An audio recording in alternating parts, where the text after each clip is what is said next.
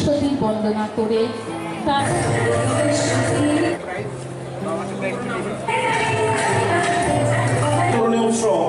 একটি অস্বীকৃতি দেয় এবং আপনাদের সাথে আছি আমি কর্মকার এবং মহিমা সূত্রধর। তোমরাও চলে অপর্ণা বিশ্বাস অত্যন্ত বিনম্র চিত্তে শ্রদ্ধেয় মাননীয় মুখ্যমন্ত্রী উত্তীর্ণ হয়েছে গত বছর। এবছর প্রথম হয়েছিল পড়াশোনা করায়। আমার মনে হলো কেননা এখানে আমি একটা এই ধরনের একটা টিচিং যে লেসন সেটা আমি কেননা এখানে আজকের এই মজার একটা এখানে পুরস্কারের বিতরণ সভা সেখানে কেন আমি এটা বলবো না, এটা জাস্ট আমি বললাম আপনাদেরকে। আপনারা করবেন কি করবেন না এটা আমার একটা সাজেশন, যে এখন থেকেই যদি আমরা এটা শেখাই তাহলে একদম, কারণ আমি 1970-তে আমি এটা শিখেছি, এখনো আমার মনে আছে। তো আমি বলবো যে এটা যেন প্রপারলি আপনারা যারাই এখানে আছেন তারা এটা করবেন। এই স্কুলের সুনামের কথা তো বলে লাভ নেই, সারা ত্রিপুরাতে এটা বিদ্যমান, so everybody knows about Netaji Subhash Vidyaniketan. আমার ফ্যামিলির অনেকে এখানে পড়াশোনা করেছে, আমার বড়দিও এখানে পড়াশোনা করেছে। তো এর একটা কালচার এবং তার যে একটা সুনাম এটা কিন্তু সর্বজন বিদিত, সবাই জানে। আমার মনে আছে যে নেতাজি স্কুলে পড়লে টিচারদের দেখলে যদি আগরতলা শহরে কোথাও দেখা যায় তো জয় হিন্দ বলতে হবে, সেটা সন্ধ্যার সময় হোক আর সকালবেলায় হোক, যখন দেখা হবে জয় হিন্দ বলতে হবে, অর্থাৎ তুমি নেতাজি স্কুলের স্টুডেন্ট। এই বিষয় কিন্তু আর কখনো অন্য স্কুলের মধ্যে সেটা আমার মনে পড়ে না, এখন তো আমি জানি না সেটা এখনো হচ্ছে কিনা। তো জয় হিন্দ বলাতে বোঝা গেল সে নেতাজি স্কুলের স্টুডেন্ট। তা আমরা তো নেতাজি স্কুলের স্টুডেন্ট ছিলাম না, তা আমরা ভাবতাম যে এই যে একটা মানে সংস্কৃতি সেটা আমাদের স্কুলে নেই, অথচ নেতাজি স্কুলে আছে। তো কিছুটা হলো আমাদের একটু মানে যাকে বলে একটা নাইভার্সিটির মতো হতো আমাদের। তো নেতাজি স্কুলের চান্স পাওয়া সেটা একটা দুরূহ ব্যাপার ছিল। নেতাজি স্কুলের স্টুডেন্ট সেটা গর্বের সাথে কিন্তু এখনো যারা স্টুডেন্টরা আছে সেটা বলে। হয়তো বা বাংলা মিডিয়াম আপনারা বলছেন, অনেক ইংলিশ মিডিয়ামের ছাত্রছাত্রীর যে স্কুল আছে সেইগুলোর তুলনায় নেতাজি স্কুল সে বাংলা মিডিয়াম মাধ্যমে আজকে সারা ভারতবর্ষে কেন সারা পৃথিবীর মধ্যে এই নেতাজি স্কুলের স্টুডেন্টরা বড় হয়ে এখন বিশাল একটা পজিশনে এখানে আছে। আমরা সেটা জানি, সেই ধারাবাহিকতা এখনো বজায় আছে। আমাদের অনেক জানাশোনা আছে এবং they feel proud to tell that they belong to this school. এটা একটা বিশাল ব্যাপার। তো এর যে এবং যারা ম্যানেজিং কমিটিতে আছে, আমরা রিসেন্টলি ক্যাবিনেটের ইস্যু নিয়েছি আনএইডেড যতগুলো স্কুল আছে সেই স্কুলগুলোর আমরা অনেক কিছু পরিবর্তন এনেছি।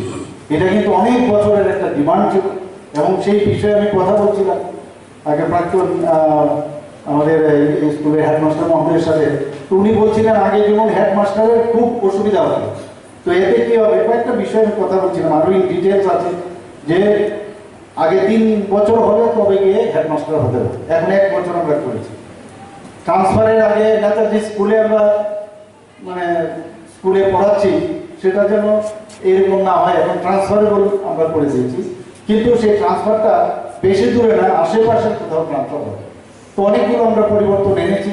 আমরা চাইছি যে শিক্ষার যে তার যে গুণগত মান সেটা যেন বাড়ে। সেই আরও অনেক আমাদের এডুকেশন ডিপার্টমেন্ট অনেক কাজ শিক্ষাগত নেট, আপনারা জানেন ন্যাশনাল এডুকেশন পলিসি প্রধানমন্ত্রী নরেন্দ্র মোদীজির কারণে সেটা হচ্ছে এবং আস্তে আস্তে করে আমাদের যে প্রধানমন্ত্রী যেটা মার্গদর্শন উনি করাচ্ছেন সেই বিষয়ে আমরা করছি, আমরা সরকারও সেই বিষয় করছি। সবাই অসংখ্য ধন্যবাদ, নমস্কার। এখানে মিডিয়া বন্ধুরা আছেন এবং যাদের জন্য আজকের এই পুরস্কার বিতরণী অনুষ্ঠান, সমস্ত আমার ছোট ছোট ছেলেমেয়েরা, ছাত্রছাত্রীরা এবং এখানে অভিভাবক সবাইকে আমি হার্দিক অভিনন্দন ও শুভেচ্ছা জানাচ্ছি।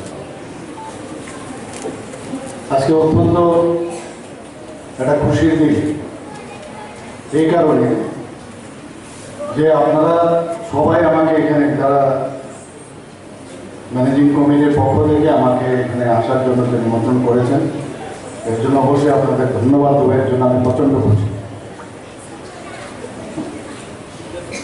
আমি যখন স্কুলে প্রবেশ করি এবং পরবর্তী সময় এখানে যখন আমি স্টেজে বসেছিলাম, তো অনেক ছোট ছোট যারা স্কুলের ছেলেমেয়েরা আছে আমাকে এসে হাত মিলিয়েছে, জয় হিন্দ বলেছে।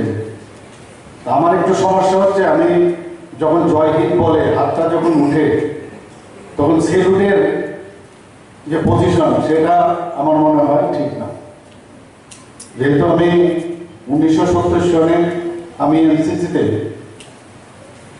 কবি আমার নাম ছিল বলতে দ্বিধা নেই, আমি অল ত্রিপুরা বেস্ট মার্কেটে হয়েছি এখানে ত্রিপুরাতে। তো আমি যখনই দেখি এই ধরনের জয় হিন্দ বলা হয়, আমি যারা এখানে শিক্ষকরা শিক্ষিকরা আছেন অনেকদিন ধরে এই রীতিনীতি চলে আসছে, কিন্তু আমার চোখে এটা ধরা পড়ে যেন প্রপারলি এই যে সেলুটটা যখন দেয় জয় হিন্দ, সেটা যেন তার আঙ্গুল এবং তার কোন জায়গায় রাখবে, গরুর কোন জায়গায় রাখবে, সেটা একটু জেনে নিলে আমার মনে হয় পরবর্তী সময় আরো ভালো হবে। তো সেটা আমার নজরে এসছে। একটু আগে এখানে প্রাক্তন প্রধানমন্ত্রী উনি বলেন, প্রাক্তন আমাদের স্কুলের হেডমাস্টার মশাই বলেছেন যে কিভাবে এই স্কুলে কাদের কারণে স্কুলটা আজকে এত বড় হলো, এবং নিশ্চয়ই ওনাদেরকে শ্রদ্ধা আমাদের দিতে হয়। তো এখানে আমার কাছে যা রিপোর্ট আছে বা আমি যত জানি, এই প্রথম এই স্কুল শুরু হয় আমাদের স্বর্গীয় স্বাধীনতা সংগ্রামী দ্বিজেনদের বাড়িতে ওরিয়েন্ট চৌমুহনী, এবং সেই স্কুলের যে নাম ছিল আগরতলা নতুন হাই স্কুল। তো অনেকে হয়তো জানে না এখানে তারা ছাত্রছাত্রীরা আছেন। তো সেই আগরতলা নতুন হাই স্কুলে ধীরে ধীরে যেসব নাম ওনারা বললেন, যারা এখানে শিক্ষক ছিলেন তারা সবাই মিলে এবং অন্যান্য যারা এই আগরতলা শহরের এবং ত্রিপুরার বহু লোক, ইভেন বাংলাদেশ থেকেও, তৎকালীন ইস্ট পাকিস্তান থেকেও অনেক লোক এখানে এসেছেন, বিদগ্ধ ব্যক্তিরা এসেছেন, তারা এসে সবাই মিলে স্কুলটা তার এত বড় পরিসরে এনেছে। আমরা এই স্কুলের নাম যখন সুভাষচন্দ্র বসু কিভাবে হলো, কারণ যারা সুভাষ বসুকে সবাই শ্রদ্ধার চোখে দেখে এবং ওই মতাদর্শের লোকরাই কিন্তু নেতাজি সুভাষচন্দ্র বসুর নামে নামাঙ্কিত করে স্কুল। এই স্কুলের পরবর্তী সময়ে আমরা সবাই জানি যে যখন শ্রদ্ধেয় দ্বিজেনদের বাড়িতে এই স্কুলটা হয়, তো পরবর্তী সময় মহারানী কাঞ্চন প্রভা দেবীর নিকট যখন আবেদন করা হয়, তখন 16 জমি এখানে ওনার তরফ থেকে সেটা দান করা হয়, এবং সেই জমির মধ্যেই আজকের এই বিদ্যানিকেতন।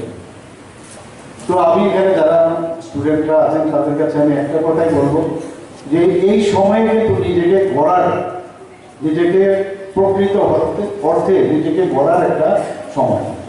এই সময়ে আমাদের টিচারদের যে সম্মান করা, টিচারদের প্রতিটি কথা স্মরণ করার দিন।